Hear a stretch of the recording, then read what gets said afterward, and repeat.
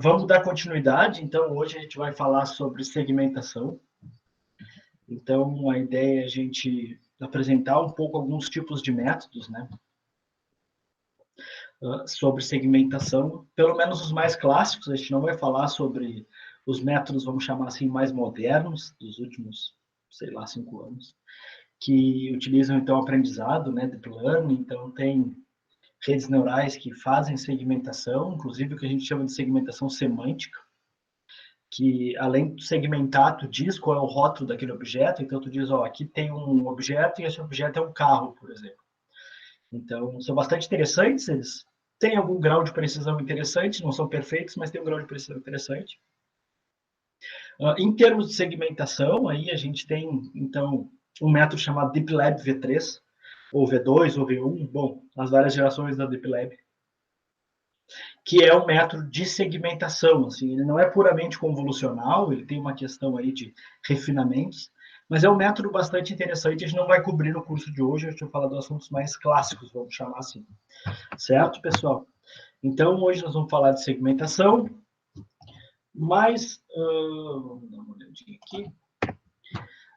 Bom, então, o que é segmentação? Né? A ideia de segmentação é juntar componentes similares, né? Esses componentes eles podem ser pixels em uma imagem, ou, por exemplo, frames em um vídeo, para obter uma representação mais compacta e trazer alguma informação, vamos dizer assim, separar o que é informação do que não é informação. Eu já comentei para vocês sobre essa questão de que um dos grandes desafios, né, do processamento de imagem, da visão computacional, é que as imagens elas são cheias de informação, mas a maior parte das informações elas são inúteis. Então, separar o que é informação útil da inútil, a segmentação tenta fazer isso, né? E aí as aplicações, vocês podem imaginar, são diversas aí. Encontrar tumores, veias, alvos em imagens de satélite, pessoas em câmeras de vigilância, detectar robôs, identificar objetos. Bom, as aplicações de segmentação aí são inúmeras. A gente tem algumas aí que a gente tem trabalhado na FURG, então a parte de agricultura, a parte agora de drones, que a gente ganhou a competição também, tinha uma parte de segmentação, ali segmentar alguns alvos. Então, é uma questão bastante relevante, né? Sempre quando fala com imagem, segmentação é sempre uma espécie de um pré-processamento, né? Ela nunca é fim nela mesma, geralmente. A gente busca outras coisas, mas elas nos ajudam a alcançar os objetivos.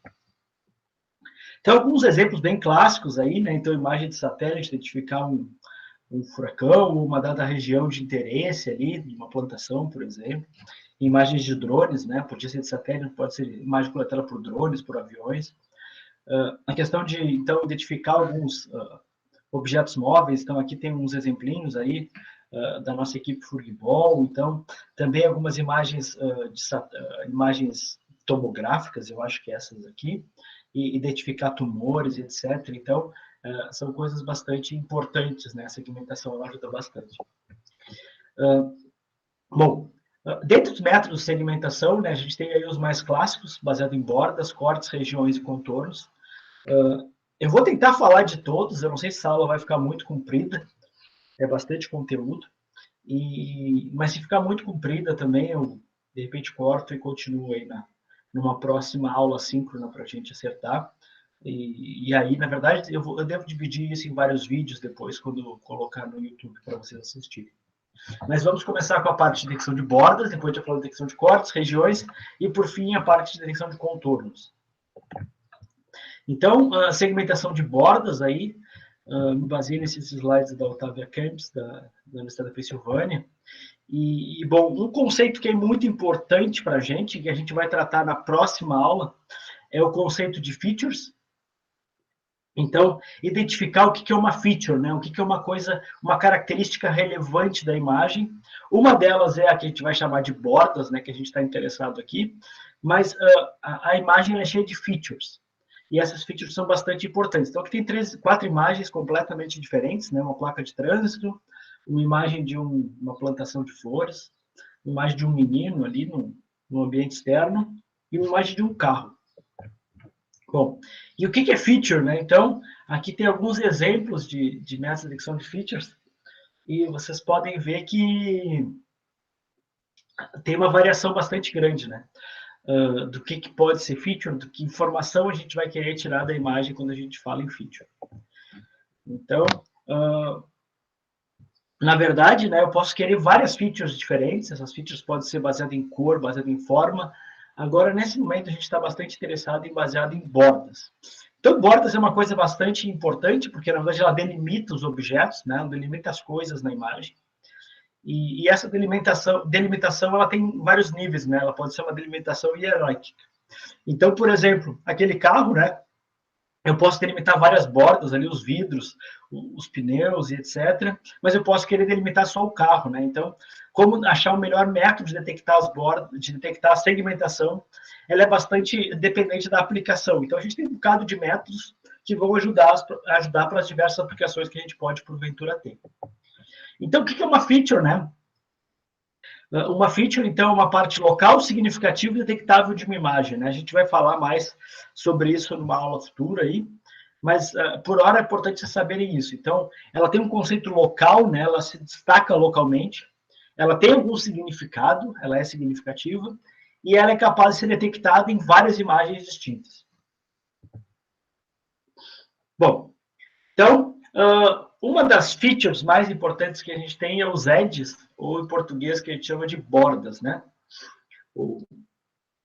Então, aqui a gente tem um exemplinho ali, né? De uma imagem muito simplesinha, então, um cinza e um preto ali, e a gente consegue detectar o ser humano facilmente o que é borda, né? O que é a borda? É onde, na verdade, tu tem esse degradê, né? Essa mudança abrupta de cor. Então, elas acontecem em locais onde os valores da imagem eles variam de maneira acentuada, né? De maneira abrupta. Então, as bordas nada mais são que essas variações abruptas de intensidade, pensando em imagem preta e branca, ou de cor, pensando em imagem colorida. Então, assumindo ali que a gente tem uma coluna, a borda está ali, né, nessa divisória. E se a gente olhar, então, o nível de cinza, né, dessa coluna, vamos chamar assim, a gente vai ver que, na verdade, a gente não tem uma coisa abrupta. Pelo menos no mundo real, dificilmente a gente vai ter uma coisa abrupta. A gente tem uma coisa mais ou menos suave. Isso faz com que detectar a borda seja bastante difícil, quando a gente olha a imagem como números, né? Então, vocês vão ver que, embora conceitualmente seja bastante simples, na prática nem sempre é muito fácil detectar as bordas. Então, na verdade, o que a gente quer detectar, né, é essas descontinuidades, vamos chamar assim. Né? Então, eu tenho uma cor e aí daqui a pouco eu mudo para outra de maneira abrupta, essa mudança abrupta é a nossa borda. Isso pode ser muito bem representado pelo conceito que a gente chama de derivada, né? Então, a primeira derivada, ela ajuda bastante, então vocês podem ver como é que era a função, né? Então, aqui está a nossa função de origem. Quando eu calculo a derivada, eu vou obter isso aqui, ou seja, aonde a gente tem, então, essa mudança de inclinação, né? É onde a derivada é máxima ali, o ponto de máximo da derivada, que é, de fato, o que eu vou querer detectar. Então, detectar bordas nada mais são que detectar pontos de máximo, o mínimo nas derivadas, né? Bom, de fato, quando a gente fala de imagem, a gente não fala de derivadas, né? A gente fala de diferenças, porque, na verdade, as derivadas é um conceito importante para funções contínuas. E as imagens não são funções contínuas, são funções discretas. Então, a gente vai fazer uma aproximação das derivadas, né? Então, aqui está o conceito de derivada. Para quem já estudou, para quem não estudou, vou apresentar rapidamente. Mas, na verdade, uma derivada de uma função nada mais é que o seu limite. Quando essa variação de tamanho, né, a variação tende a ser muito pequenininha, então, da função mais esse delta, né, menos a função. Então, na verdade, nada mais é que essas diferenças aqui. Então, para a gente fazer uma aproximação digital, a gente vai tratar, então, com as diferenças. Então, eu vou calcular, então, qual é o valor da função, no caso, a imagem, numa posição x mais 1, menos uma posição x mais 1, x menos 1, fazer a média, e isso aqui vai ser para a gente a aproximação da derivada, né? Então, de fato, eu vou fazer uma aproximação numérica da derivada, que nada mais é que as diferenças. Então, calcular as diferenças, para a gente, isso vai ser as derivadas. Então, vocês podem ver aqui o que era a derivada naquele ponto, né? E essa aqui, na verdade, é uma aproximação dela, mas ela nos dá exatamente, então, ela não é exatamente igual, mas ela nos dá, então, essa aproximação capaz de permitir que a gente detecte bordas. Então, nada mais é que a gente calcular a derivada para a gente, nada mais é que a gente, de fato, fazer uma operação que a gente vai chamar de convolução. Então, aqui tem um gifzinho animado para vocês terem uma ideia do que é uma convolução. A convolução é, então, eu vou ter aquele kernelzinho, que é a minha derivada, e vou aplicando ele para cada um dos pontos na imagem, e a partir disso eu vou construindo a minha imagem resultante, né, da aplicação daquele kernel, que nada mais é que, nesse caso, a derivada. Se eu tiver um kernel com aquela cara ali de menos 1, 0 e 1, e eu aplicar, nesse caso ele está aplicando um kernel 3x3, mas se a gente aplicasse só a primeira parte do kernel aqui, eu teria, então, a derivada nessa imagem de destino, nessa imagem final aqui. Para a gente olhar, então, na verdade, aqui ele também tem um kernel quadrado, basicamente para mostrar para vocês como é que funciona a aplicação desse kernel numa imagem. Então, aqui está a imagem com seus valores. E aí, na verdade, eu vou aplicando, então, né, cada um dos pontos. Vocês podem ver que tem o efeito borda aqui, ele está replicando os pontos daqui para a parte externa, para poder calcular, então, o kernelzinho nesse ponto.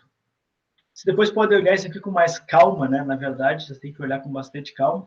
Mas eu vou ter um kernel, então esse kernel, a gente vai ver que kernels são esses, mas a gente tem kernels que nos permitem calcular as derivadas. Eu tenho uma imagem de entrada, e aí aplicando esse kernel, através dessa operação de convolução, eu vou gerar a minha saída, certo? Então, de onde é que saem esses números? Na verdade, o kernel nada mais é que a soma das multiplicações. Então, eu vou multiplicar os valores da imagem pelo meu kernel, e somando todos esses valores, e isso vai gerar aquele valor central lá naquela imagem de destino. Na verdade, a convolução é essa operação aí, né? Então, depois vocês podem olhar esse negócio com mais calma, mas essa é a operação de convolução, e eu fiz questão de destacar aqui, porque ela vai ser bastante importante para a gente poder calcular bordas, que nada mais são que aplicar kernels na imagem. Então, a detecção 2D, né?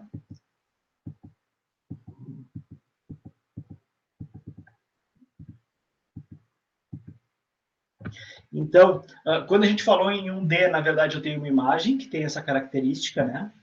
E aí eu vou aplicar a derivada. Se aquela derivada, se o valor da derivada for maior que um limiar, então, um threshold aqui, eu vou dizer que aquele é uma borda. No caso 2D, a coisa é um pouquinho diferente, porque, na verdade, eu não tenho uma derivada 1D, né? Eu vou ter derivada 2D. Quando eu tenho derivada 2D, eu vou ter um negócio que a gente chama de nabla, que é esse operador aqui, que, na verdade, nada mais é que os gradientes. É as derivadas nas múltiplas dimensões que a gente vai ter, na verdade. O que eu vou estar interessado? Como é que eu vou calcular uma borda? De maneira mais simplista, eu vou olhar, então, o módulo dessa função aqui, dessa função derivada em 2D, dessa função gradiente. E aí, então, na verdade, eu vou somar aqui os quadrados e tirar a raiz, né? Para calcular o módulo. Então, o módulo nada mais é que o quadrado da raiz. Então, assumindo como a nossa norma L2. E aí eu vou ter, se isso for maior que um limiar, beleza, é uma borda. Bom, a gente vai ver que, na verdade, calcular os limiares é bastante chato. E eu tenho algumas informações a mais, né? Que, inclusive, a inclinação da borda, né? Eu consigo dizer aonde está a borda, mas também calcular a inclinação da borda a partir disso. Então, bom, a gente vai ver que a gente pode aplicar aqueles kernelzinhos. Então, esses kernelzinhos que são o que a gente chama aí de 3x1. A gente vai ver que aplicar kernel 3x1 não é muito computacionalmente eficiente. A gente sempre vai aplicar kernels do tamanho quadrado. Então, a gente vai transformar isso em kernels 3x3, assim como eu mostrava naqueles diagramas anteriores ali que explicava a convolução. Mas, bom, na verdade, vocês entenderam por que tem o menos 1, o 0 e o 1, né? Então, eu quero, para calcular a derivada, eu vou fazer a função na x mais 1, menos a função na x na menos 1 aqui, que era o que estava lá mostrando, e aqui vale tanto para a posição em x, calcular as derivadas em os eixos verticais, né? Eu vou usar esse kernelzinho, e para calcular as bordas nesse eixo, eu vou usar este kernelzinho aqui, kernelzinho horizontal. Bom, o problema todo que, na verdade, esse conjunto de equações vai mostrar, eu vou explicar para vocês rapidamente o que é o seguinte, que a minha imagem, embora idealmente eu calcular a derivada e vou achar as bordas, essa imagem, ela pode ter, e normalmente tem, uma questão que é bastante relevante, que é ruído. Então, eu nunca tenho os pixels isolados do ruído, né? Então, na verdade, a minha imagem, ela sempre tem esse mais N aqui, que é o meu ruído. A gente vai falar sobre ele. Então, ele é um ruído branco, que tem média zero, e tem um desvio padrão qualquer. Aqui, geralmente, essa representação, ela traduz bem o que é o ruído. O que acontece, então, com isso, né? Então, quando a gente tira as diferenças, então eu vou ter uma imagem que não é só a imagem, é a imagem mais um ruído. Então, aqui vai aparecer esse mais N e esse mais N. Quando eu tiro as diferenças, eu vou ter, de fato, aqui a minha derivada, só que eu vou ter a componente do ruído, né? As diferenças do ruído. E se a gente calcular o que a gente vai chamar de esperança desse ruído, na verdade, eu vou ver que esse meu ruído, ele vai aumentar. Toda vez que eu tiro uma derivada, eu aumento o ruído. Certo? E que impacto isso tem? Isso basicamente vai fazer com que, além de calcular bordas, eu vou também calcular, eu vou amplificar o ruído. E amplificar o ruído é ruim. Então, por quê? Bom, por diversos motivos, né? Mas principalmente porque eu vou perder informação, eu vou trazer informação que não existe. Essa informação que não existe a gente vai chamar de ruído. Então, toda vez que a gente aplica uma operação de derivada sobre uma imagem, eu vou fazer o aumento do ruído. Então, na verdade, toda vez que a gente vai, de fato, calcular bordas, eu vou fazer duas operações, que é, primeiro eu vou remover o ruído, ou pelo menos minimizar o ruído, e depois detectar bordas. O problema desse negócio é que toda vez que eu diminuo o ruído, eu não consigo ser perfeito em diminuir o ruído. Eu diminuo também as bordas. Então, na verdade, é um bocado sensível essa coisa de reduzir o ruído e detectar bordas, porque eles são muito associados, né? Então, eu não consigo perfeitamente no mundo real desassociar. Mas a gente está olhando aqui nesse momento, ainda sob um ponto de vista bastante teórico, tirar o ruído ele é importante e normalmente se faz. E a gente vai ver que, na verdade, eu consigo fazer as duas coisas juntos. Eu consigo tirar o ruído e detectar as bordas de maneira bastante adequada. Dudu? Oi? O que é considerado um ruído numa imagem? Vamos dizer como é que eu formalizo isso para ti. Mas o ruído numa imagem nada mais é que a variação dos seus pixels de maneira que não existe no mundo. Então, imagina que no mundo eu tenho um objeto que ele tem uma única cor, sei lá, ele é branco, sei lá. E aí, quando eu capturo essa informação, por diversos motivos, a gente tem muitas fontes de ruído, né? A gente poderia discutir quais são as fontes de ruído. Eu não vou entrar muito no mérito, a gente pode ter, por exemplo, o ruído do próprio sensor, né? O sensor, o CCD, lá, o CMOS, ele tem correntes parasitas, etc., que gera ruído. Tem ruídos eletromagnéticos diversos. Então, fontes de ruídos a gente tem um monte. Mas, de fato, o que acontece com o pixel é que o pixel ele altera a sua intensidade de maneira não intencional, ou seja, que não existe no mundo. Tá. Na verdade, isso é ruído para a gente. Ruído é quando eu altero a intensidade do pixel de maneira que não existe no mundo, vamos chamar assim. Tá, obrigado. Certo? Bom, então, a gente tinha aquele kernelzinho que detecta bordas verticais, então esse aqui é o que detecta bordas verticais, ele era um kernelzinho 3x3. Vocês podem ver que eu repliquei ele. Na medida que eu replico ele, eu considero uma janela maior. Eu não considero apenas um único pixel e as suas derivadas. Eu considero o pixel, eu considero a derivada numa janela. E quando eu faço isso, eu fico um pouco mais imune a ruído.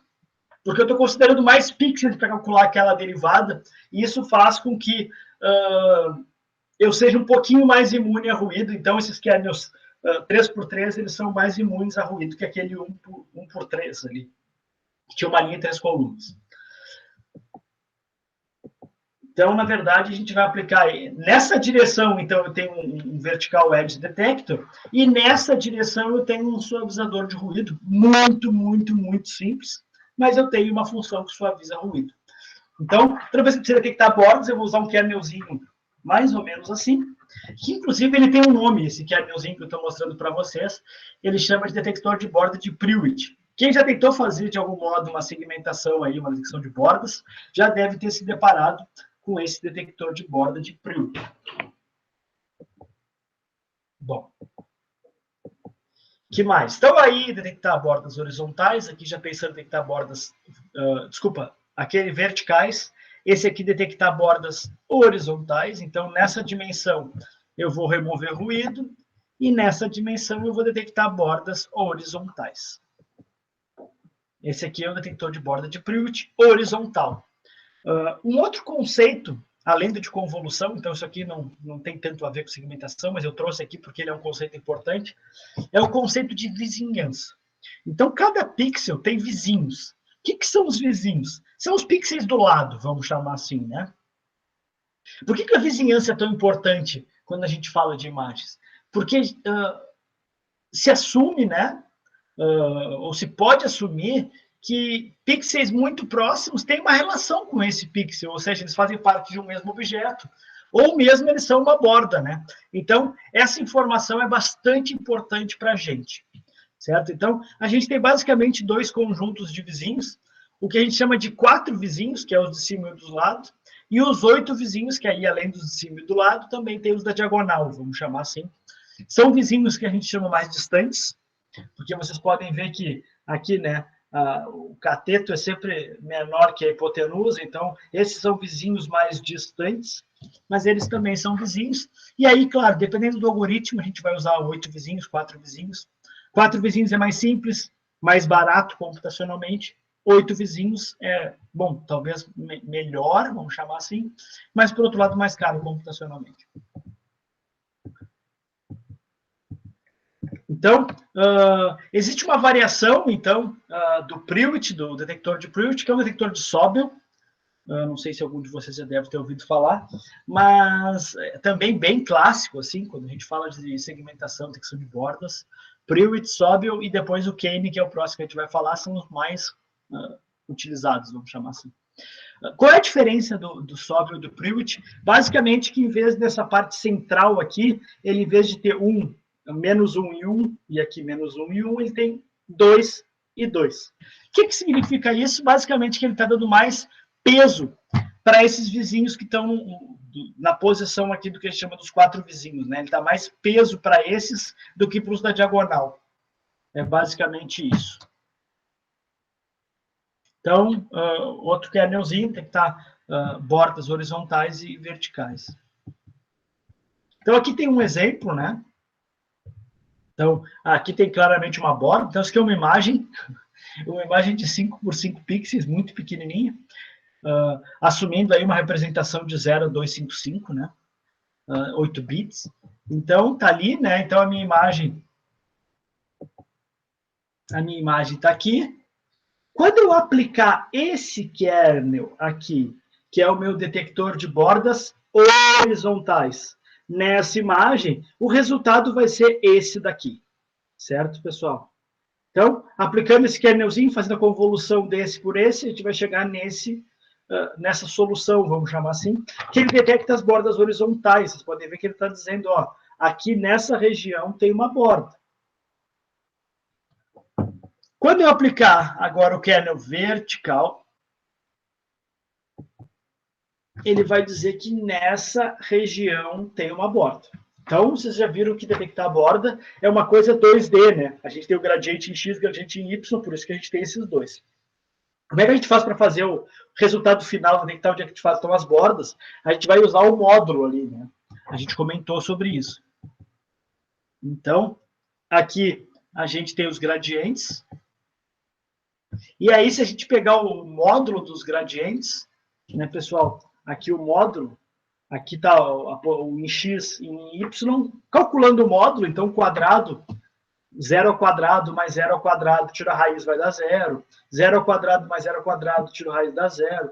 Aí aqui 50 ao quadrado mais 50 ao quadrado, tiro a raiz, dá 71. E assim por diante. Então, vocês podem ver que eu consigo dizer, com esse detector bem simples, nessa imagem ideal aí, aonde que estão as minhas bordas. Então, nessa região aqui. Então, aquela região é as bordas. Vocês podem ver que ela não foi tão refinado quando eu gostaria, mas ela conseguiu detectar. Além disso, também ele me dá as orientações, né? Ele te diz que aqui tem uma borda inclinada, aqui tem uma borda horizontal e aqui uma borda vertical. Bom, então, um pouco do resumo, né? Então, eu falei do Prewitt para vocês. Opa! Falei do Prewitt, que é esse kernelzinho, nada mais é que esse kernel, os dois kernelzinhos aqui. O Sobel, que é a variação do Prewitt dando mais peso para os 4 vizinhos. E existe um outro ainda, que é o Robert. O Robert ele é bem simples, e ele, em vez de detectar em X e em Y, ele detecta nas diagonais aqui. Então, aqui está o resultado do Roberts. Vocês podem ver que o resultado deles são bem parecidos. Assim, tem algumas pequenas diferenças nessa região aqui, mas são bem parecidos. Bom, o Kenny, então, que foi um pesquisador da área, ele formalizou o que seria um detector de bordas ideais. A gente vai falar um pouco sobre isso. Basicamente, ele identificou, a gente já falou aqui no detector de bordas, ele precisa tanto detectar bordas, ou seja, dizer aonde está a borda, mas ele precisa também reduzir ruído, né? Porque no mundo real eu nunca tenho uma imagem sem ruído. E o ruído ele é amplificado pela detecção de bordas, pelas derivadas, né? Então, ele trouxe ali uma outra etapa que é bastante importante, que é a melhoria da borda. Então, eu suavizo. Quando eu suavizo, eu perco um pouco a borda, depois eu faço uma espécie de uma melhoria da borda, vamos chamar assim, e por fim eu faço a localização da borda. Ô, professor. Diga. A gente geralmente trabalha com escala de cinza nas imagens? Sim. Para detectar borda, sim. Para detectar borda, sim. Tá, beleza. Sempre a gente está falando aqui de imagens em tons de cinza. Na verdade, se a gente usar o PCV, o MATLAB, o que for, para calcular, ele vai pedir uma imagem em tons de cinza. Ele não consegue que tu processe uma imagem colorida. Assim, ele pede para antes tu converter para uma imagem em tom de cinza. Entendi. Então, aqui a gente está falando, sim, em imagens em tom de cinza. Muito embora a gente possa, por exemplo, detectar borda num canal de cor ou alguma coisa assim, dependendo da aplicação, mas a ferramenta é a mesma. E essa ferramenta, ela está relacionada com imagem em tom de cinza. Bom, então tá. Então, o Kenny, ele formalizou, então, na verdade, é um dos métodos talvez mais adotados aí, que é o detector de bordas de Kenny, que é um algoritmo que inclui essas 3 etapas. Então, reduzir ruído, a gente já falou, ele tenta melhorar as bordas e ele tenta localizar a borda com a maior precisão que ele consegue. Isso ele chamou de detector de bordas ideal. E aí ele vai fazer isso basicamente modelando os efeitos. Ele vai modelar o ruído, modelar o que é uma borda e tentar, a partir disso, descobrir o que seria o método ideal. Então, basicamente, os experimentos têm mostram que o Kenny é bastante consistente, funciona bastante bem para detectar bordas. E provavelmente ele é o método mais utilizado pelos usuários de visão aí. Ele usa um modelo matemático tanto da borda quanto do ruído, e ele formaliza um critério de desempenho. A gente vai falar um pouco sobre isso, mas ele tem um critério que ele diz o que é o melhor, né? Porque aí ele vai buscar, de fato, o melhor filtro. Então, basicamente, ele modela uma borda como um degrau. Então, ele define matematicamente uma borda como se fosse um degrau. Então, o que é um degrau? Ele vale 0 para x menor que 0 e vale um valor a qualquer para x maior que 0. Então, ele formaliza que existe essa descontinuidade, né? O que a gente chama de um degrau. Ele formaliza um modelo de ruído, que é o ruído que a gente vai chamar ruído aditivo branco e gaussiano. Então, o que é um ruído aditivo? Na verdade, é um ruído em que a gente soma ele, a gente já viu ali no exemplo anterior, então eu tenho a imagem mais o ruído, né? Então ele é um ruído aditivo. Ele pode ser, às vezes, um ruído multiplicativo, ele é mais difícil de lidar com ruídos multiplicativos. Ele é um ruído branco, ou seja, ele não altera a média dos pixels. Então, se eu pegar N pixels e ver qual é o ruído, ele não vai alterar a média dos pixels. Então, se eu bater, por exemplo, 1000 imagens de um mesmo momento, vamos dizer assim, se eu bater 1000 imagens de um mesmo objeto, de uma mesma cena, e eu tirar a média disso, eu vou estar eliminando o ruído, assumindo que o ruído é branco, que tem média zero. Ou seja, se eu pegar essas 1000, eu não vou ter ruído nenhum, porque eu vou estar calculando a média e o ruído tem média zero. Essa é a ideia. Claro, no mundo ideal, né?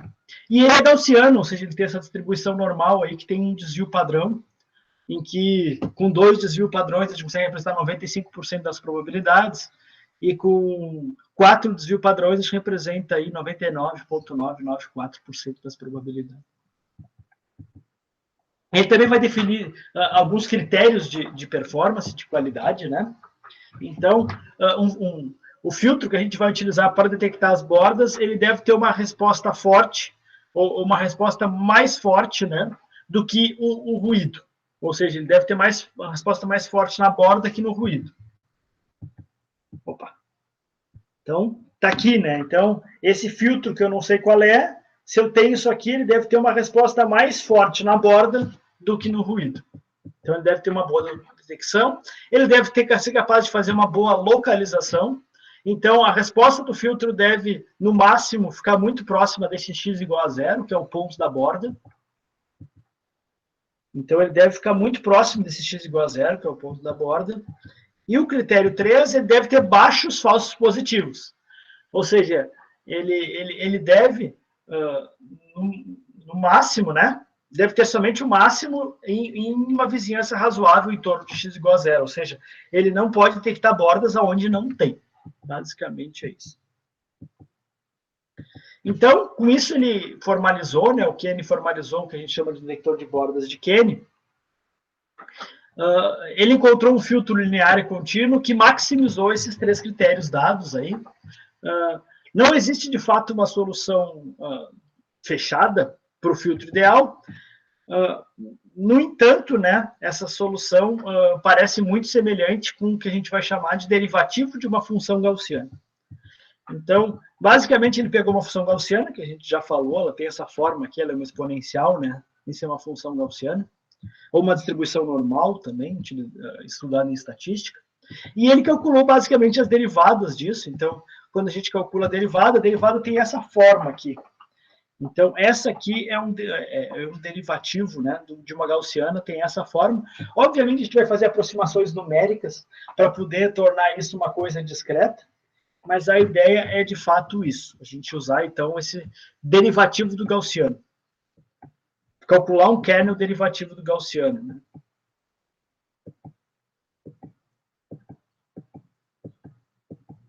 Então, esse é o diagrama que a gente já tinha visto, né? Então, como ele assume que o ruído é gaussiano, ele vai aplicar, então, um filtro para remoção de ruído, um suavizador gaussiano, e calcular a primeira derivada, né? Juntando esses dois caras,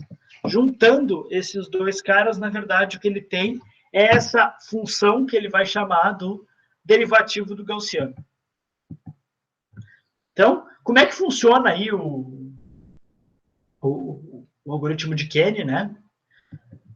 Então, ele vai ter uma imagem de entrada e ele vai ter um filtro gaussiano. Então, a gente vai precisar definir qual é o desvio padrão desse negócio. Então, um dos parâmetros do algoritmo de Kenny é o desvio padrão, ou seja, quanto de ruído tem naquela imagem. Essa informação é bastante importante. E, normalmente, a gente não sabe, o que é uma dificuldade. A gente faz aproximações, então você vê que tudo vai ter aproximações. E aí, então, eu basicamente suavizo, né? Então, eu suavizo a imagem. Para cada pixel, então, da imagem, vou calcular os gradientes. Estimar, então, a força da borda, né? Então, calcular o módulo. Calcular a orientação, a gente já viu que podia ser por meio do arco tangente ali. E aí eu vou ter essas duas imagens, que é a imagem ES, que é a força da borda, e EO, que é a orientação da borda. Também coisas que a gente já viu. Então, essa ES, na verdade, é a magnitude dos gradientes. Então, a gente já viu, quando a gente falou do Prewitt ali, na verdade, ele está calculando exatamente isso. Bom, beleza. Mas como é que eu detecto uma borda, né? Então, basicamente, a gente precisa encontrar os máximos locais. Então, eu vou precisar definir um limiar, certo? Então, definir um limiar do que é um bom ou um mau derivativo. Então, eu calculei, vamos assumir que eu poderia ter usado, inclusive, o Prewitt lá, ou usado o Sobel. Bom, eu usei o derivativo dos gaussianos ali, usei o que era o derivativo dos gaussianos, e consegui calcular, então, as bordas, né? Eu amplifiquei as bordas. Para dizer, de fato, o que é uma borda, eu vou precisar definir um limiar. Então, nesse caso aqui, a gente vai ter quantos pontos?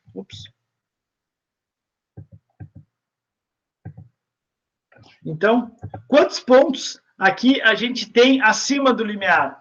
Nesse caso, a gente tem 3 pontos acima do limiar. Obviamente, ali a gente não tem 3 bordas, a gente tem uma borda só. Então, esse é um problema que o Kenny trata, ele usa essa função que a gente chama de no-max suppression. Então, basicamente, ele vai olhar os vizinhos, ele vai olhar em 4 direções, né, 45, 90, 135, e ele vai olhar para ver se ele é um ponto de máximo. Se não for, ele basicamente vai dizer que não é um ponto de interesse. Assim.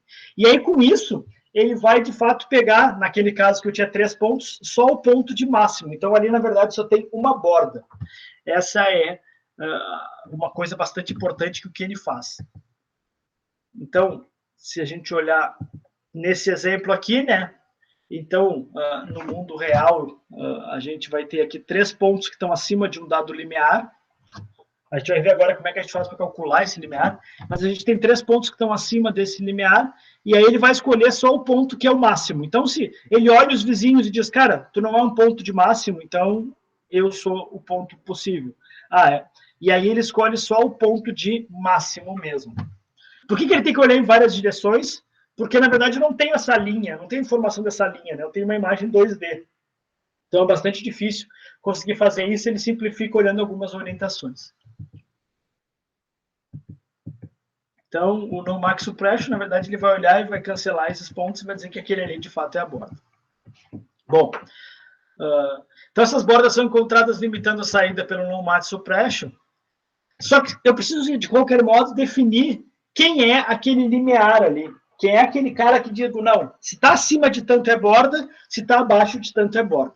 Isso é uma das coisas mais difíceis que tem, então, que é o que a gente chama de thresholding ou limerização.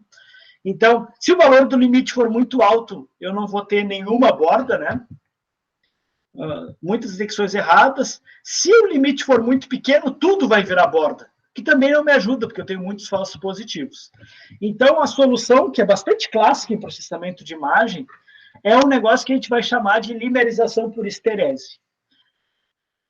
Basicamente, bordas fortes reforçam bordas fracas adjacentes, então a ideia é evitar esse efeito. Então, como é que funciona uma limerização por esterese? Na verdade, quando eu vou linearizar por esterese, eu vou ter 2 limiares, um limiar alto e um limiar baixo. Então, essa é a ideia. Então, o que eu faço? Né? Basicamente, eu saio procurando as bordas e eu vejo, se ela for maior do que Então, para todos os pixels em uma dada vizinhança, vamos seguir o algoritmo aqui. Para todos os pixels em uma dada vizinhança, eu vou olhar, então, esses vizinhos e vou ver o seguinte. Localizo um pixel que ainda não foi visitado. Eu não olhei aquele pixel e eu vou ver se ele é maior que o H. Opa. Então, aqui, se ele é maior que o H. O H é esse meu limite alto, eu tenho um limite baixo. Aí, eu vou percorrendo esses vizinhos, olhando os seus vizinhos conectados, que aí pode ser 4 vizinhos ou 8 vizinhos, dependendo, normalmente eu vou usar 4 vizinhos, em ambas as direções perpendiculares a essa aresta, e vejo se eu tenho algum que é maior que o L, né? Se ele é maior que o L, então eu marco eles como visitado e digo que eles não são pontos de interesse. Então, no fim das contas, o que é essa limerização por esterese? Eu tenho um limite baixo, né, que me coloca em uma borda, mas, na verdade, eu só permaneço nessa borda se eu sou maior do que aquele limite alto. Então, é como se eu tivesse 2 limites, um para entrar como candidato à borda e outro, de fato, para permanecer lá como uma borda. Na verdade, é esse o efeito que a gente tem quando a gente faz limerização por esterese, que é um negócio bastante clássico, né? esse efeito de esterese, ele vem aí do eletromagnetismo, etc. Mas é um conceito bastante importante, bastante utilizado, porque detectar um único valor é bastante difícil. Dizer, não, a borda tem que ser essa daqui. Normalmente a gente faz essa questão que a gente chama de limerização por esterese. Então, aqui tem um sitezinho que fala, então, sobre a implementação do Kane, dá bastante detalhes do Kane. Tem esse livro também, Introduction Techniques for 3D Computer Vision, que tem o PDF por aí, vocês podem encontrar este PDF. Ele é um livro bastante didático, bastante antigo, é de 2000, eu acho que é a data dele, mas ele explica bastante bem o algoritmo de Kane. Bom, então, sobre limerização de borda, detecção de borda, era mais ou menos isso que eu queria falar para vocês. Agora eu vou falar de algumas outras técnicas, né? Vamos começar com a de corte. São técnicas um pouco mais simples que aquela assim, são um pouco, talvez até menos utilizadas, mas é uma ferramenta que em algumas situações pode ser bastante importante, como essa segmentação baseada em corte. Então, ela é super simples de ser implementada, ela é rápida em termos computacionais, e ela utiliza uma propriedade bastante intuitiva para criar essa imagem segmentada, que é particionar uma imagem diretamente em regiões baseadas nos seus valores de intensidade. Então, a ideia central é verificar o histograma da imagem, quantas regiões existem, e segmentar a imagem a partir dessa informação. Então, uma coisa que é importante, então, é você saber o conceito de histograma, né? O que é um histograma de uma imagem? Na verdade, um histograma de uma imagem tu pega as intensidades. Bom, primeiro tu define qual o tamanho do teu histograma aqui. Vamos dizer que seja de 0 a 256, né? Então, 256 valores. E aí tu vai fazendo acumuladores. Tu pega esse pixel e diz, qual é a cor dele? A cor dele é 200. Então soma 1 no valor 200. E assim tu vai somando e vai montando esses histogramas. Então, aqui tem um histograma de uma imagem bem simplesinha, como essa, mas corrompida por ruído, que é o tabuleiro de xadrez, que vocês devem ter visto lá quando vocês fizeram a questão da calibração, né? A gente usa o tabuleiro de xadrez. E aí dá para ver exatamente que eu tenho dois vales aqui. Um vale, eu tenho dois picos. Um pico mais escuro e um pico mais claro. Por quê? Porque eu tenho ruído, né? Se não tivesse ruído, eu teria só dois valores, no 0 e no 256. Mas como eu estou no mundo real, nesse caso de imagem com bastante ruído, eu vou ter dois vales. E aí, qual é a ideia da segmentação por corte? É tu achar esses pontos de máximo, achar o ponto de mínimo entre os pontos de máximo e separar. Dizer que esse grupo é um e que esse grupo é outro. Então, aqui tem uma imagem, né? Então, esse tipo de segmentação por corte é bastante utilizado para segmentação de impressão digital. Então, aqui tem o exemplo de uma imagem real de impressão digital. Aqui está o histograma, e vocês podem ver que tem esses dois picos. Se a gente achar aqui um ponto no meio, aqui, um ponto de mínimo aqui, e separar em dois, eu vou ter o branco e preto, né? Na verdade, eu vou segmentar o que é fundo do que é a impressão digital. Posso fazer o mesmo aqui para essa imagem, por exemplo, do elefante. Então, segmentar o que é neve. Desculpa, elefante, do urso. Segmentar o que é neve do que é o urso aqui. Obviamente, com dois, ou seja, segmentar em duas classes. Talvez não seja suficiente, talvez precise de mais classes, né?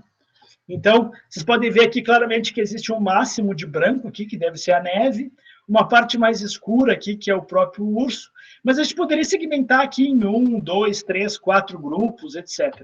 Então, essa segmentação por corte, ela não necessariamente é binária, ela pode ser ternária, quaternária, quantos grupos a gente achar que é relevante. Então, por exemplo, essa aqui é uma imagem, então, com algumas, uma foto de arroz, né? E eu quero segmentar, então, esse arroz. Então, nesse caso aqui, eu estou fazendo uma segmentação binária. A gente pode, então, detectar aqui o que é arroz, o que não é arroz, de maneira bastante simplificada, né? Então, usando o histograma, eu consigo cortar aqui o que é e o que não é. Vocês podem ver que o arroz ele não é exatamente de uma única cor, né? Porque ele é meio transparente. Então, eu posso segmentar todo esse grupo aqui como se fosse o arroz. Aqui é o que a gente chama de bimodal, né? Ou segmentação binária. Mas nesse caso aqui, por exemplo, dessa imagem, uma imagem bastante clássica em processamento de imagem, a gente vê que a gente tem, na verdade, vários picos. Aqui eu tenho 1, 2, 3, 4, 5, talvez até 6 picos. Então, eu vou ter uma segmentação mais ou menos assim. Ó. Vou segmentar por cor, né? Vale lembrar que eu não estou segmentando, nesse caso, por cor, entre aspas, né? Por tom de cinza. Mas eu não estou segmentando, nesse caso específico, por proximidade, pixels locais, né? Próximos. Então, vocês podem ver que essa cor ela existe aqui, mas ela também existe aqui no chapéu da senhora.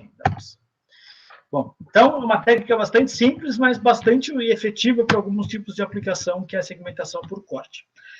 Outra técnica que também é bastante utilizada é a segmentação por região, ou em regiões, e aí eu usei esses slides, ou me baseei nos slides do Gunturk. Então, vamos falar basicamente de segmentação baseada em região, né? Então a gente está focado em região, e a gente vai ter algumas técnicas, uma delas é o que a gente vai chamar de crescimento de região, que é eu ir basicamente agrupando, fazendo agregação de pixels, né? Juntando pixels que são semelhantes. Eu posso fazer o procedimento também que a gente chama de split and merge. Eu vou, basicamente, eu inicio dizendo que tudo é uma única coisa, e aí, olhando a semelhança, eu vou fazendo o split, e conforme a demanda, eu vou juntando componentes que, de repente, eu separei e não precisaria. Então, são métodos bastante clássicos, assim, de fazer segmentação baseada em regiões. Então, aqui tem o resultado, a imagem original, o resultado do split and merge, e aqui o resultado de linearização. Vocês podem ver que tem algumas diferenças, né? Essa parte aqui, por exemplo, tem uma espécie de uma sombra, ele fica em um e não fica em outro, etc. Mas essa técnica de segmentação baseada em regiões é bastante utilizada, assim, inclusive eu utilizei uma técnica baseada em região como essa do split and merge no meu mestrado alguns anos atrás. Outra técnica bastante interessante para fazer segmentação por região é uma técnica que a gente vai chamar de watershed, que ela funciona, né, com um princípio, vamos chamar assim, de simulações físicas.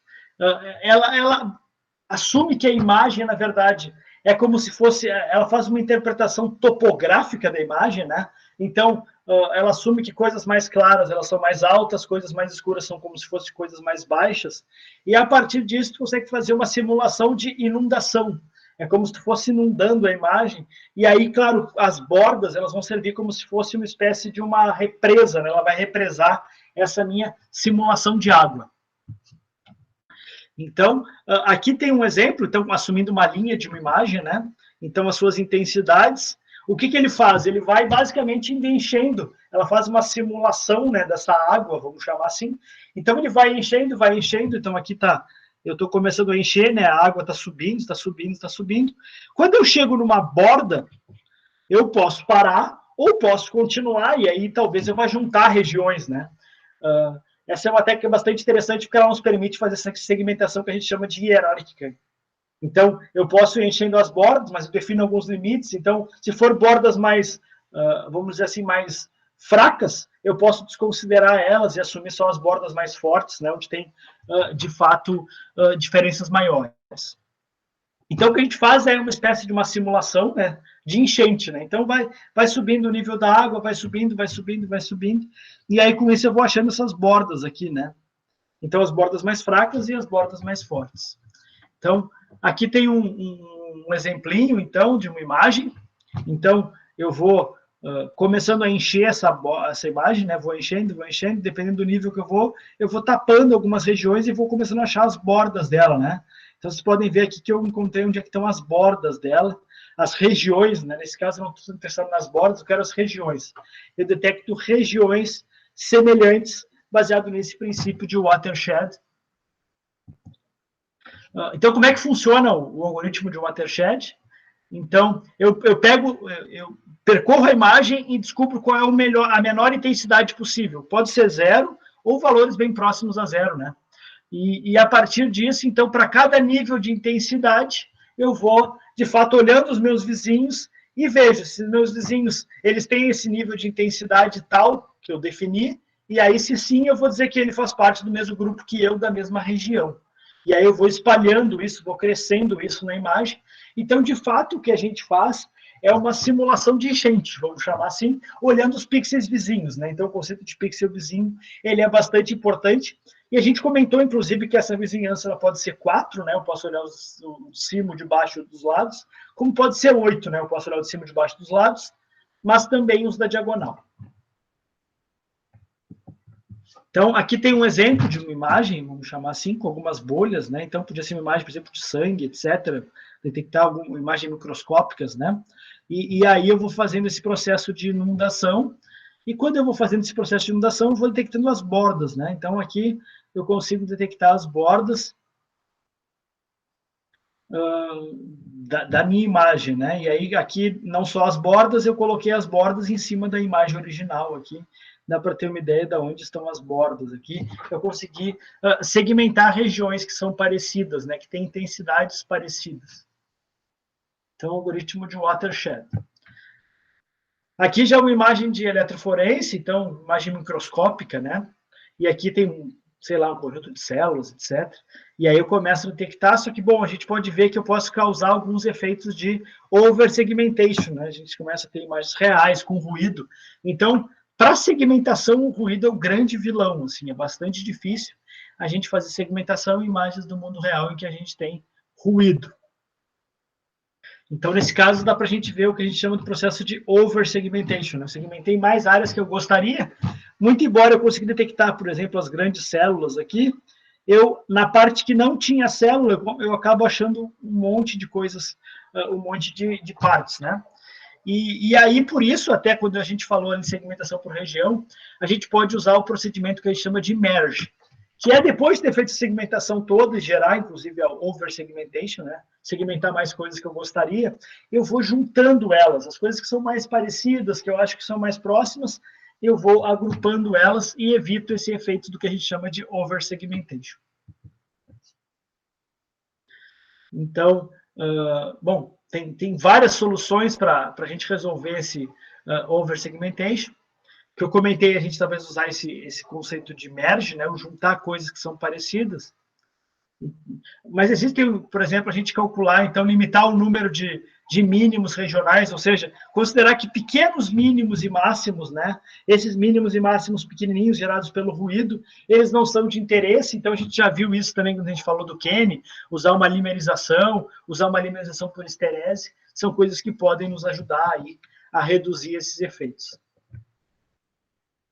Então, aqui tem um exemplinho, né, então, de segmentação, e aí depois a gente vai fazendo, então, aqui a nossa, aí já tentando remover essas questões de over-segmentation aí, e especificando mínimos regionais, né, por uma dada região, qual é o mínimo que eu considero, etc., alguns parâmetros que eu vou ajustando no watershed, nesse caso, para evitar esse efeito de over-segmentation.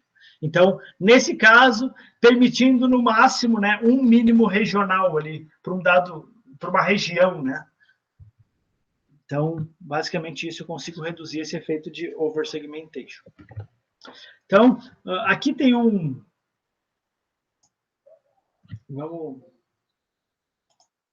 deixa eu abrir esse watershed aqui para vocês.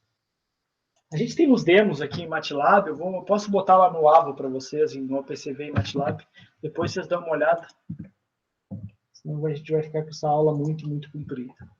Deixa eu achar aqui, J watershed.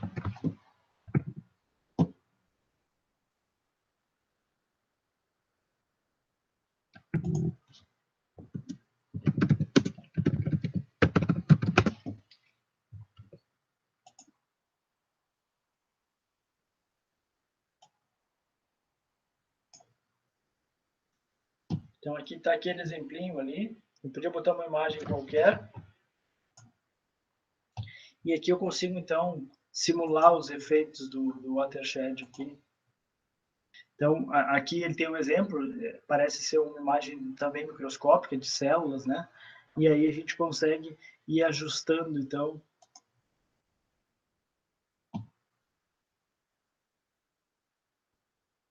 Ih, meu browser não suporta Java, eu não consigo rodar ele aqui no meu computador. Acho que essa nova versão do Firefox que eu estou rodando não roda Java. Bom, mas de qualquer modo, A gente tem isso em OpenCV, em MATLAB, vocês podem depois dar uma olhada com carinho, se precisarem. O que a gente consegue fazer? De fato, com o Watershed, a gente consegue achar, então, essas regiões, né? Achar essas bordas de regiões, não são exatamente as bordas dos objetos, mas as bordas de regiões. Aqui vocês podem ver que não é perfeito, né? Então, por exemplo, essa célula aqui, ela parece ter sido dividida ao meio. Aqui. Bom, vamos seguir aqui, pessoal. Vamos falar. Tem mais 2 métodos para falar para vocês ainda. Já estou quase 1 hora falando aí. Então, vamos avançar um pouquinho. Outro método bastante utilizado para segmentação por regiões é um método que, na verdade, é um método de clusterização. Ele é usado por uma porção de coisas, que é um método chamado de caminhos. O método de caminhos, na verdade, o que ele faz é pegar um conjunto de dados genérico e divide em K-clusters aleatoriamente, e a partir disso ele vai encontrar, então, como esses clusters podem ser reajustados. Basicamente, ele vai fazer 2 passos, né? Ele vai calcular quais pontos fazem parte de um mesmo grupo, e depois ele vai reajustar esse centroide. Então, vamos dar uma olhada aqui. Então, aqui tem um exemplo bastante didático, ele não é real, mas ele é bastante didático, que mostra esse conjunto de pontos aí, e eu vou querer agrupar ele. Então, isso poderia ser uma imagem de fundo branco com vários objetos, por exemplo, vários pontinhos, várias células, sei lá. Eu quero agrupar por região. Vale lembrar que nós estamos falando aqui em segmentação por região. Então, eu tenho esses pontos, eu começo aleatoriamente com 2 centroides. Então, 2 centroides aleatórios, um aqui e um aqui. E aí eu vou calcular a distância de cada ponto para um centroide. Nesse caso, eu tenho 2 centroides. Então, esse ponto está mais próximo desse ou desse. E aí eu vou dizer que ele pertence ao grupo desse centroide ou pertence ao grupo daquele centroide. Então, fazendo essa operação, eu vou dizer que esses pontos em vermelho estão mais próximos do verde que do vermelho, e esses pontos de baixo aqui estão mais próximos do verde que do vermelho. E aí, baseado nesses pontos, eu vou recalcular os centroides. Então, eu tenho aqui um conjunto de 1, 2, 3, 4, 5, 6, 7, 8, 9 pontos. Vou calcular qual é o centroide desses 9 pontos. E aí vocês podem ver que o centroide se deslocou, né? Bom, e aí eu vou fazer esse processo de novo. E aí, esse ponto, vou calcular quais são os pontos que estão mais próximos do vermelho e do verde. Mudou um pouquinho. Quando muda um pouquinho, na verdade, o que vai acontecer? O verde vai ficar mais para a direita e o vermelho mais para a esquerda. E aí, eu vou conseguir, de fato, separar os grupos, né? E aí eu tenho centroides e eu consigo fazer a clusterização. Ou seja, eu consigo determinar quais são as regiões da imagem. Qual é a dificuldade de fazer isso, né? A dificuldade é de saber esse K. Qual é o número de grupos que eu quero? Então, eu posso fazer isso tanto espacialmente. Aqui a gente mostrou, então, essa relação espacial, né? Distância espacial. Mas eu posso fazer isso também com o que a gente chama de RGB. Então, pelas cores, né? Eu posso segmentar tanto por espaço, quanto por cor, quanto por espaço e cor. Então, aqui está um exemplo, considerando apenas a questão de cor. Então, uma segmentação por cor. Então, aqui está uma imagem de uma mão, né? Então, eu tenho um fundo preto com alguma textura, uma mão, e aqui sei lá, um anel de brinquedo aqui azul.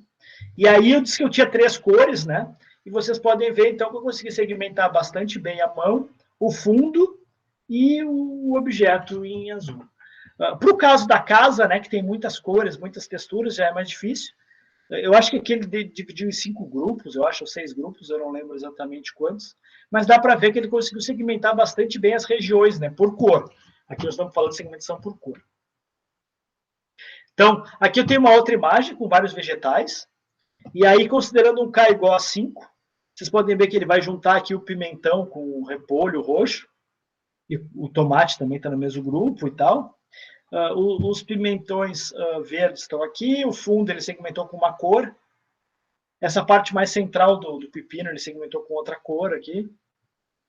Eu posso botar mais grupos, né, 11 grupos, e aí eu vou ter uma segmentação melhor. Vale lembrar que essa segmentação é por região, mas especialmente nesse caso, segmentação por cor. A gente pode considerar não somente a cor, né, mas também a questão espacial. Então, separar por proximidade, né? Considerar a cor próxima, mas também a informação espacial, se são pixels próximos. Então, o Caminhos permite fazer isso. Então, aqui nesse caso, segmentando, usando somente cor, então em 4 grupos. Ele detectou aqui em vermelho esses pimentões aqui, né, os pimentões vermelhos aqui, em verde. Então, aqui já um pouco diferente, em que além de segmentar por cor, eu segmento por distância. Vocês podem ver que ele começa a errar bastante, né? Porque ele segmentou o pepino, mas também segmentou o fundo, porque está próximo, né? Então, essa questão do peso, o quanto a distância é importante e a cor é importante, ela vai também nos permitir fazer com que a segmentação fique melhor. O Caminhos é um método muito sensível que a gente chama de axis scaling, né? Então, como o RGB e a intensidade dos pixels eles podem mudar bastante, né? A cor pode mudar de 0 a 255, mas se a imagem for muito grande, ela pode mudar de 0 a 1000, por exemplo. Então, essa questão de ajustar as escalas ela é bastante importante e ela pode, inclusive, dominar o meu algoritmo de clusterização. Então, ajustar isso é bastante importante. Então, por exemplo, uma imagem de 100 por 100 aí, em que o RGB varia de 0 a 1, obviamente ele vai dar bem mais importância, que foi o caso anterior aqui, bem mais importância para a posição do que para cor, né? Então, eu poderia escalar eles, multiplicar, por exemplo, aqui de 0 a 100 também, para todos mais ou menos estar na mesma escala. Então, tem também um exemplo em MATLAB aqui. Deixa eu ver se eu... Opa! Eu fechei o negócio.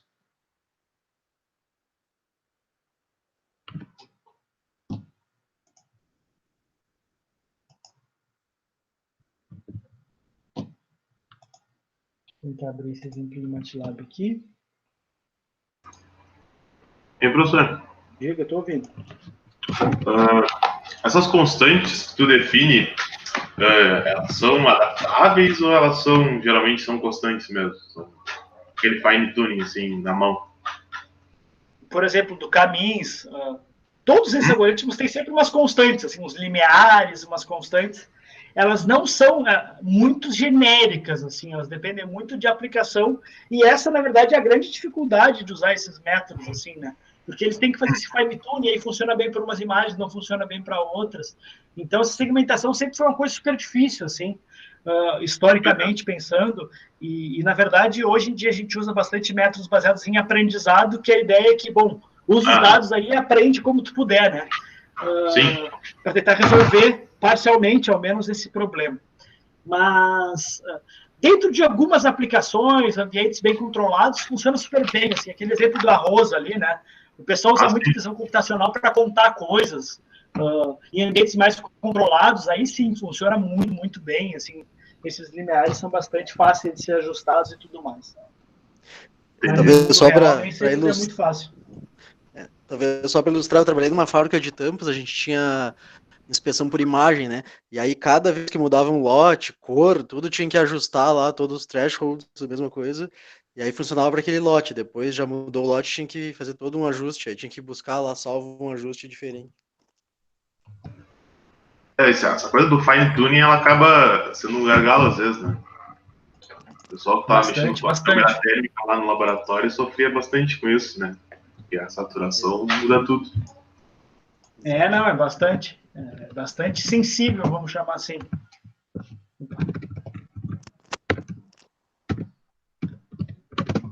Deixa eu abrir aqui o meu Caminhos aqui. Peguei aqui uma imagem que é o logo do C3. Vou mostrar para vocês aqui. É o logo do C3.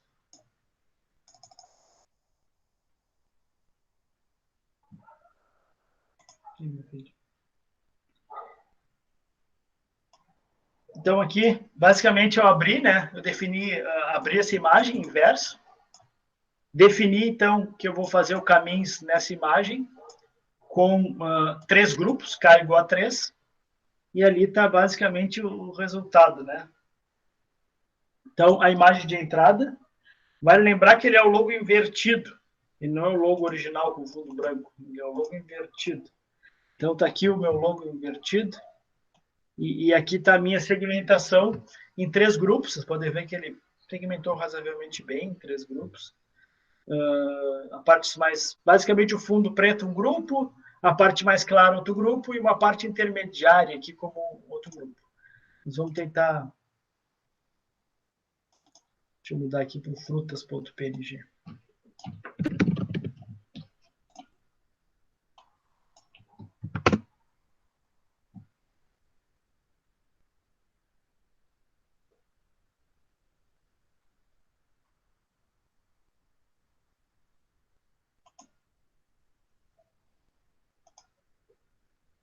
Será que esse frutas era muito grande? Tá aqui. Então, frutas.png. A imagem é bastante grande. Isso me dificulta a vida. E aqui está o resultado dela. Vocês podem ver aqui, nesse caso, em 3 grupos. Então, só assumindo a questão da cor, né? Então, essa parte em verde ficou como um grupo, associado com um pedaço dos brócolis aqui. O resto ficou... O fundo ficou como um grupo só. Tudo que é claro, na verdade, ficou como um grupo só. E essa parte aqui, vamos assumir assim, essa parte mais intermediária ficou como outro grupo. Então, eu poderia, por exemplo, botar um conjunto maior de grupos, sei lá, 8 grupos, por exemplo. Estou usando o caminho padrão aí do MATLAB. Demora um pouquinho mais o caminho, porque essa imagem acho que ela é bastante grande, não lembro qual é a resolução dela, mas ela é bem grande. Só para mostrar ela já demora. E esse exemplo que o Luiz trouxe aí é bastante real, assim, na aplicação, mesmo em ambiente controlado, o usuário, né, na verdade, ele é bastante ativo, ele tem que ficar ali ajustando os parâmetros, etc. Né, é um negócio bastante sensível, assim. Opa! Fechei o negócio.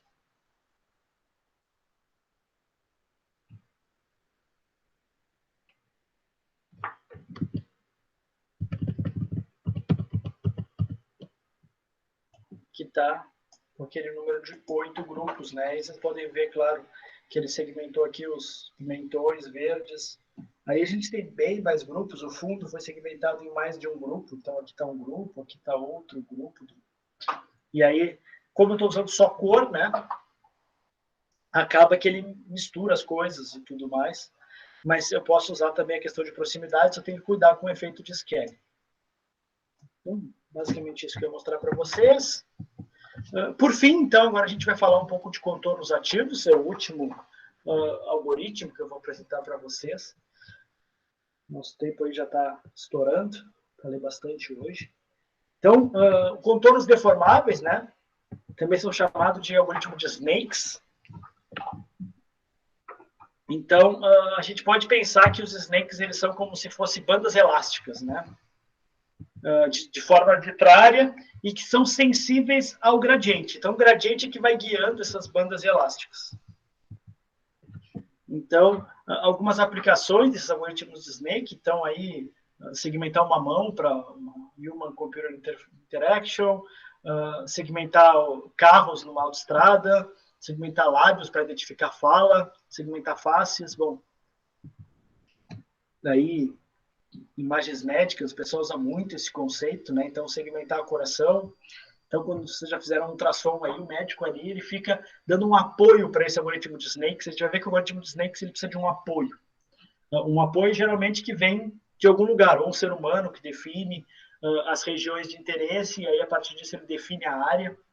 Então, qual é a principal ideia, né? De fato, então, eu consegui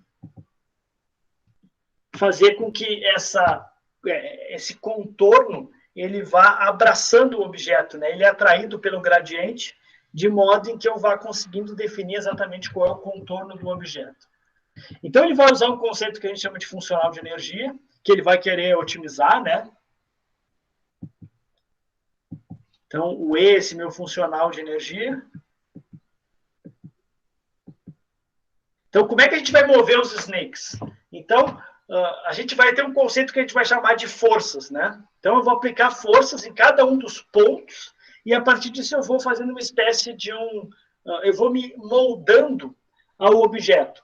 Então, o algoritmo de Snake funciona assim: eu tenho um objeto, que eu sei que ele está ali, eu só não sei exatamente aonde é que ele está, qual é o formato dele, a borda dele. E aí tu define uma região de interesse, define alguns pontos, a gente vai chamar assim, e esses pontos eles vão sendo atraídos pelo objeto e repelidos, e a partir disso a gente vai definindo essas bordas. Então, basicamente, a gente vai, os snakes, né, elas vão se mover a partir do que a gente chama de forças. Então, ele precisa ser atraído pelo contorno. Então, os edges, né, as bordas, elas precisam, de fato, puxar os pontos. Então, quanto mais forte a borda, mais ela vai puxar o ponto. Então, a gente vai usar aí a derivada de I, a gente já falou sobre isso. E eu preciso, de algum modo, preservar as forças internas do snake.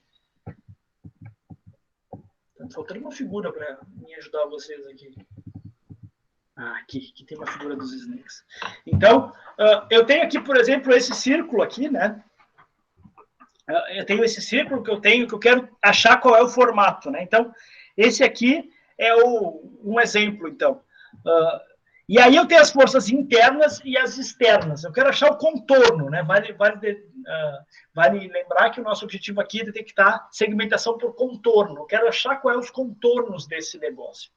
E aí, o que eu preciso fazer? Bom, eu tenho as forças externas que me puxam para achar o contorno, ou me afastam, e eu tenho também as forças internas, ou seja, eu tenho que garantir uma certa suavidade, eu tenho que evitar esses efeitos aqui, né? Esses cantos aqui. Então, se eu conseguir garantir com que a energia desse negócio seja otimizada, eu vou ter essa situação ideal aqui, que eu tenho baixa energia, tanto interna quanto externa, ou seja, eu tenho baixa distância dos gradientes, eu consegui ser atraído pelos gradientes, mas em torno dos meus vizinhos também eles estão próximos de mim, esses pontos que vão fazer parte da borda. Então, quais são as forças de um snake? Na verdade, eu vou ter um ponto que eu vou inicializar ele, eu vou precisar inicializar os pontos no entorno do meu objeto, e aí, a partir disso, eu vou ter uma atração pela minha borda, então eu vou ter uma força que atrai. Eu vou também ter essa força aqui, que é a minha da continuidade em relação aos meus vizinhos, né? Eu não posso estar muito longe dos meus vizinhos, tem que estar suave em relação aos meus vizinhos. Opa! Então, aqui a gente vai conseguir ver bem esse efeito. Então, por exemplo, aqui eu tenho esse contorno.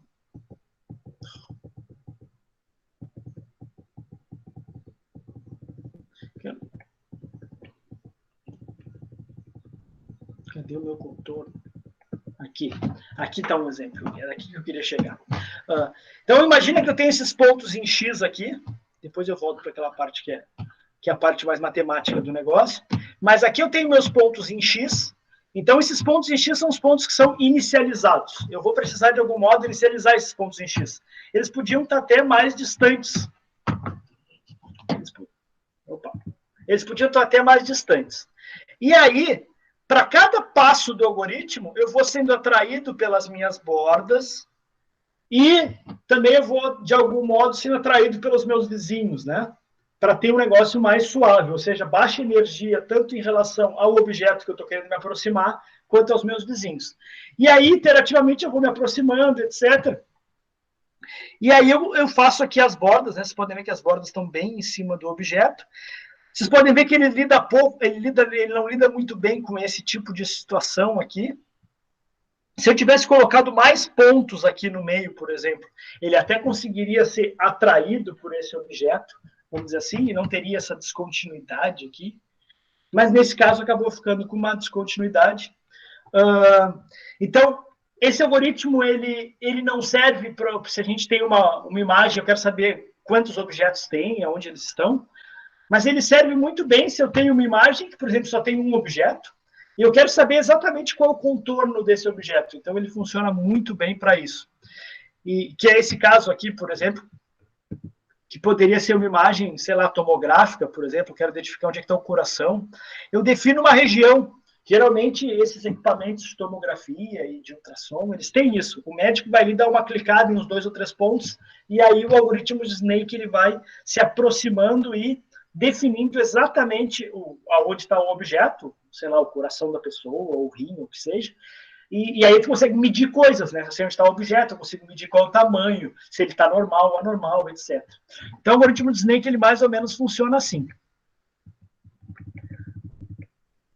Então, tu tem essa imagem preto e branco, ele também é um algoritmo que funciona com imagem em preto e branco. Eu vou precisar também dar como entrada para ele uma cadeia de pontos. Então, é isso que eu estou falando para vocês. Ele não é um algoritmo que ele busca sozinho na imagem onde estão as coisas. Ele tenta, na verdade, fazer uma espécie de um fitting desses pontos com o objeto de interesse que está dentro dele. Então, a entrada vai ser essas cadeias de pontos. Eu vou precisar definir F, que é a fração de pontos que deve se mover a cada iteração, ou seja, o quanto agressivo vai ser o meu snake, ou quanto devagarinho ele vai se movendo. Isso tem vantagens e desvantagens. A distância média entre os snake points, ou seja, o quanto eu quero que esses snake points, o quanto eles podem se afastar um do outro. E também definir o que é uma vizinhança, né? Qual é a distância de um ponto ao outro que eu defino o que é. E aí, a partir disso, enquanto a fração de pontos que se move for maior que F, enquanto os pontos estiverem se movendo, eu vou iterando. A hora que os pontos param de se mover, né, que eles ficam parados, vamos dizer assim, eles chegaram no mínimo local e aí eu paro. Então, eu encontro um ponto nessa vizinhança que ele tem energia mínima, eu movo aquele ponto para energia mínima e aí eu faço isso para todos os pontos e vou fazendo. Eu estimo as curvaturas, olho se ele é o máximo nesse local, e a partir disso eu vou iterando e vou fazendo esse processo de fit. Então, Snakes é basicamente isso, pessoal. Até tinha bastante detalhes matemáticos, assim. Eu acho que não vale a pena a gente se aprofundar tanto, mas basicamente ele vai otimizar uma função de energia, né? Que considera a energia de quanto eu estou me aproximando de uma borda, eu quero me aproximar de uma borda, eu quero estar longe, quero estar, vamos dizer assim, em cima das bordas. Então, eu vou buscar esse gradiente, o gradiente ele é importante. Mas também eu vou considerar que eu e os meus vizinhos, a gente tem que estar mais ou menos próximo, eu não posso estar muito longe desses vizinhos. Isso faz com que, na verdade, eu consiga abraçar os objetos e detectar as bordas de uma maneira bastante interessante. Ele é um algoritmo computacionalmente caro, né? Eu tenho que estar iterando, fazer esse movimento de que eu tenho o meu mouse aqui, e aí eu tenho os pontos, eles vão se aproximando, até que eles fazem, de fato, abraçam o mouse, vamos chamar assim, ou abraçam o objeto de interesse. E isso é um processo iterativo que normalmente ele leva um tempo, ele é computacionalmente caro, e vai depender muito desses números de pontos aqui, dessa cadeia de pontos que eu vou inicializar. Então, eu inicializo ele com a imagem e essa cadeia de pontos, e aí ele vai basicamente fazer esse processo de abraçar o objeto. Esse é o algoritmo de Snake. Deixa eu ver aqui, pessoal.